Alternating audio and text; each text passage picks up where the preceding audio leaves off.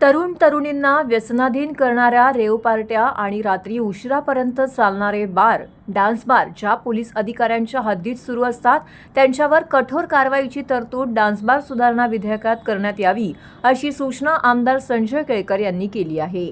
Dance bar सुधारणा विधेयकावरती चर्चा करताना आमदार संजय केळकर यांनी रेव पार्टीच्या माध्यमातून व्यसनाधीन होणाऱ्या तरुण तरुणींचा प्रश्न उपस्थित करताना संबंधित पोलीस अधिकाऱ्यांच्या निष्क्रियतेवरही बोट ठेवले। सलग सुट्ट्यांच्या दिवशी रेव पार्ट्या पर्यटन स्थळावरती हॉल भाड्याने घेऊन आयोजित केल्या जातात। जाहिराती देऊन कोड भाषा वापरून तरुणांना आमंत्रित केलं जातं। पार्ट्यांमध्ये अश्लील नृत्याबरोबरच ड्रग्जही उपलब्ध करून दिले जातात। अशा संस्कृतीमुळे देशाची एक मोठी नवीन पिढी उद्ध्वस्त होत आहे। अशा पार्ट्यांचा देखील या विधेयकामध्ये समावेश करण्यात यावा अशी सूचना केळकर यांनी केली आहे।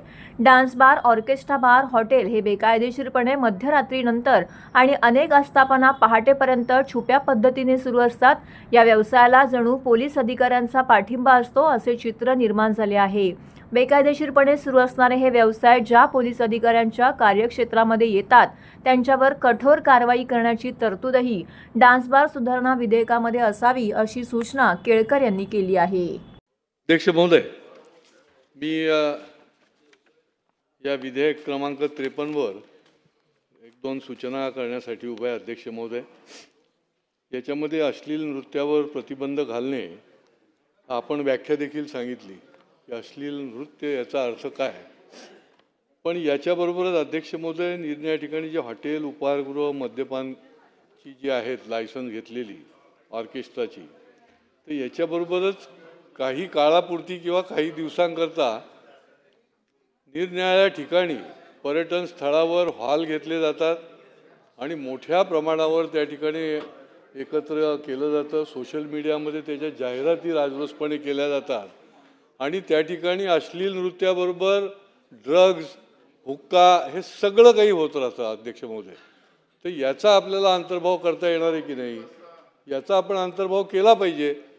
आपल्या गेल्या वर्षामध्ये किती घटना घडल्या आहेत आपण बघितलं की तरुण तरुणींना अशा पद्धतीने बेकायदेशीर पद्धतीने आणि त्यांची ती एक कोड लँग्वेज असते त्याच्यामध्ये ते बरोबर जाणारे बरोबर त्या ठिकाणी जातात। अध्यक्ष महोदय, तर त्याचा देखील याच्यामध्ये अंतर्भाव करायला पाहिजे, कारण ती काही 365 दिवस नसतात, ती 2 दिवस 3 दिवस सॅटर्डे संडे अशा पद्धतीने अशा प्रकारचे या नृत्य चालतात हे या पब जे आहेत ते, तर त्याचा अतिशय कठोरपणे आपल्याला करणं आवश्यक आहे। अध्यक्ष महोदय, आणि दुसरं की याच्यामध्ये ज्याच्या पोलीस स्टेशनमध्ये हे चालतं ज्या ठाणेदाराच्या, त्याच्यावर कुठली ना कुठली कारवाईची देखील या ठिकाणी प्रोव्हिजन असली पाहिजे। अध्यक्ष महोदय, असं लोकांना वाटतं की त्याच्याच आशीर्वादाने चाललेलं आहे, असं लोकांना वाटतं की त्याच्याच आशीर्वादाने हे क्लब चाललेले आहेत, अशा प्रकारचे ऑर्केस्ट्रा बार रात्री मध्यरात्री 2-2, 3-3 वाजेपर्यंत चाललेले आहेत आणि त्याच्यामुळे